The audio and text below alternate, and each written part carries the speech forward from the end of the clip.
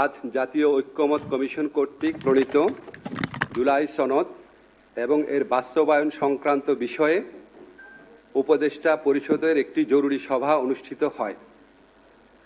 সভায় সংস্কার বিষয়ে ঐক্যমত স্থাপনের প্রচেষ্টার জন্য এবং বহু বিষয়ে ঐক্যমত প্রতিষ্ঠার জন্য জাতীয় ঐক্যমত্য কমিশন ও রাজনৈতিক দলগুলোর প্রতি ধন্যবাদ জ্ঞাপন করা হয়।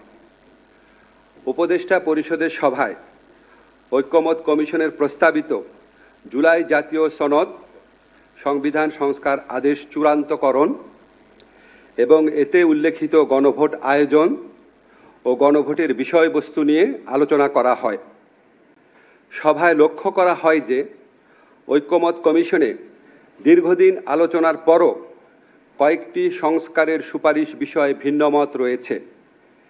এছাড়া গণভোট কবে অনুষ্ঠিত হবে এবং এর বিষয়বস্তু কি হবে এসব প্রশ্নে রাজনৈতিক দলগুলোর মধ্যে যে মতভেদ দেখা দিয়েছে সেজন্য সভায় উদ্বেগ প্রকাশ করা হয়।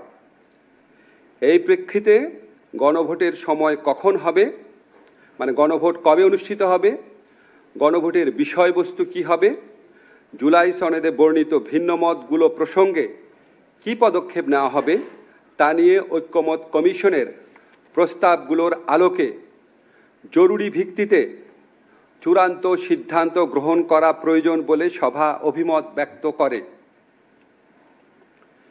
এসব ক্ষেত্রে ফ্যাসিবাদ বিরোধী আন্দোলনের দীর্ঘদিনের মিত্র রাজনৈতিক দলগুলোকে স্বীয় উদ্যোগে নিজেদের মধ্যে আলাপ আলোচনা করে সম্ভাব্য দ্রুততম সময়ে, সম্ভব হলে আগামী এক সপ্তাহের মধ্যে সরকারকে ঐক্যবদ্ধ দিক নির্দেশনা প্রদান করার আহ্বান জানানো হয়। এমন নির্দেশনা পেলে সরকারের পক্ষে সিদ্ধান্ত গ্রহণ অনেক সহজ হবে। বর্তমান পরিস্থিতিতে কালক্ষেপণের যে কোনো সুযোগ নাই সেটাও আমাদের সবার বিবেচনায় রাখা প্রয়োজন।